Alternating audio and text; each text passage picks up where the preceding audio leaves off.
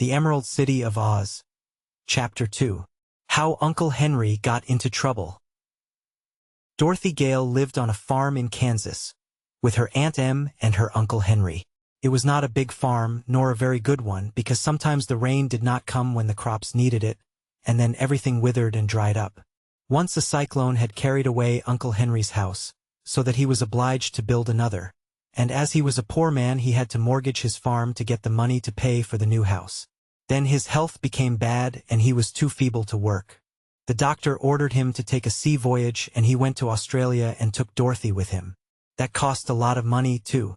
Uncle Henry grew poorer every year, and the crops raised on the farm only bought food for the family. Therefore the mortgage could not be paid. At last the banker who had loaned him the money said that if he did not pay on a certain day, his farm would be taken away from him. This worried Uncle Henry a good deal, for without the farm he would have no way to earn a living. He was a good man and worked in the fields as hard as he could, and Aunt Em did all the housework with Dorothy's help. Yet they did not seem to get along. This little girl, Dorothy, was like dozens of little girls, you know.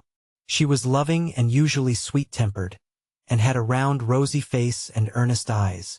Life was a serious thing to Dorothy, and a wonderful thing, too, for she had encountered more strange adventures in her short life than many other girls of her age. Aunt Em once said she thought the fairies must have marked Dorothy at her birth, because she had wandered into strange places and had always been protected by some unseen power. As for Uncle Henry, he thought his little niece merely a dreamer, as her dead mother had been, for he could not quite believe all the curious stories Dorothy told them of the land of Oz, which she had several times visited. He did not think that she tried to deceive her uncle and aunt, but he imagined that she had dreamed all of those astonishing adventures, and that the dreams had been so real to her that she had come to believe them true. Whatever the explanation might be, it was certain that Dorothy had been absent from her Kansas home for several long periods, always disappearing unexpectedly, yet always coming back safe and sound, with amazing tales of where she had been and the unusual people she had met. Her uncle and aunt listened to her stories eagerly, and in spite of their doubts began to feel that the little girl had gained a lot of experience and wisdom that were unaccountable in this age, when fairies are supposed no longer to exist. Most of Dorothy's stories were about the land of Oz, with its beautiful Emerald City and a lovely girl ruler named Ozma, who was the most faithful friend of the little Kansas girl. When Dorothy told about the riches of this fairy country, Uncle Henry would sigh, for he knew that a single one of the great emeralds that were so common there would pay all his debts and leave his farm free. But Dorothy never brought any jewels home with her, so their poverty became greater every year. When the banker told Uncle Henry that he must pay the money in 30 days or leave the farm, the poor man was in despair, as he knew he could not possibly get the money. So he told his wife, Aunt Em, of his trouble, and she first cried a little and then said that they must be brave and do the best they could, and go away somewhere and try to earn an honest living. But they were getting old and feeble, and she feared that they could not take care of Dorothy as well as they had formerly done. Probably the little girl would also be obliged to go to work. They did not tell their niece the sad news for several days, not wishing to make her unhappy. But one morning the little girl found Aunt Em softly crying while Uncle Henry tried to comfort her. Then Dorothy asked them to tell her what was the matter. "We must give up the farm, my dear," replied her uncle sadly, "and wander away into the world to work for our living." The girl listened quite seriously, for she had not known before how desperately poor they were. "We don't mind for ourselves," said her aunt, stroking the little girl's head tenderly. "But we love you as if you were our own child, and we are heartbroken to think that you must also endure poverty, and work for a living before you have grown big and strong." "What could I do to earn money?" asked Dorothy. "You might do housework for someone, dear, you are so handy. Or perhaps you could be a nursemaid to little children. I'm sure I don't know exactly what you can do to earn money, but if your uncle and I are able to support you we will do it willingly, and send you to school. We fear, though, that we shall have much trouble in earning a living for ourselves. No one wants to employ old people who are broken down in health as we are." Dorothy smiled. "Wouldn't it be funny," she said, "for me to do housework in Kansas when I'm a princess in the land of Oz?" "A princess!" they both exclaimed, astonished.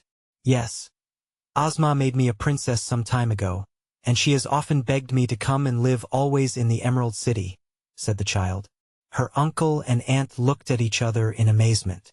Then the man said, "Do you suppose you could manage to return to your fairyland, my dear?" "Oh, yes," replied Dorothy. "I could do that easily." "How?" asked Aunt Em. "Ozma sees me every day at 4 o'clock, in her magic picture. She can see me wherever I am, no matter what I am doing. And at that time, if I make a certain secret sign, she will send for me by means of the magic belt, which I once captured from the Gnome King. Then, in the wink of an eye, I shall be with Ozma in her palace." The elder people remained silent for some time after Dorothy had spoken. Finally Aunt Em said, with another sigh of regret, "If that is the case, Dorothy, perhaps you'd better go and live in the Emerald City. It will break our hearts to lose you from our lives, but you will be so much better off with your fairy friends that it seems wisest and best for you to go." "I'm not so sure about that," remarked Uncle Henry, shaking his gray head doubtfully. "These things all seem real to Dorothy, I know, but I'm afraid our little girl won't find her fairyland just what she has dreamed it to be. It would make me very unhappy to think that she was wandering among strangers who might be unkind to her." Dorothy laughed merrily at this speech, and then she became very sober again, for she could see how all this trouble was worrying her aunt and uncle, and knew that unless she found a way to help them their future lives would be quite miserable and unhappy. She knew that she could help them. She had thought of a way already. Yet she did not tell them at once what it was, because she must ask Ozma's consent before she would be able to carry out her plans. So she only said, "If you will promise not to worry a bit about me, I'll go to the land of Oz this very afternoon. And I'll make a promise, too, that you shall both see me again before the day comes when you must leave this farm." "The day isn't far away now," her uncle sadly replied. "I did not tell you of our trouble until I was obliged to, dear Dorothy, so the evil time is near at hand. But if you are quite sure your fairy friends will give you a home, it will be best for you to go to them, as your aunt says." That was why Dorothy went to her little room in the attic that afternoon, taking with her a small dog named Toto. The dog had curly black hair and big brown eyes and loved Dorothy very dearly. The child had kissed her uncle and aunt affectionately before she went upstairs, and now she looked around her little room rather wistfully, gazing at the simple trinkets and worn calico and gingham dresses, as if they were old friends. She was tempted at first to make a bundle of them, yet she knew very well that they would be of no use to her in her future life. She sat down upon a broken-backed chair, the only one the room contained, and holding Toto in her arms waited patiently until the clock struck 4. Then she made the secret signal that had been agreed upon between her and Ozma. Uncle Henry and Aunt Em waited downstairs. They were uneasy and a good deal excited, for this is a practical humdrum world, and it seemed to them quite impossible that their little niece could vanish from her home and travel instantly to fairyland. So they watched the stairs, which seemed to be the only way that Dorothy could get out of the farmhouse, and they watched them a long time. They heard the clock strike 4, but there was no sound from above. 4:30 came, and now they were too impatient to wait any longer. Softly they crept up the stairs to the door of the little girl's room. "Dorothy! Dorothy!" they called. There was no answer. They opened the door and looked in. The room was empty.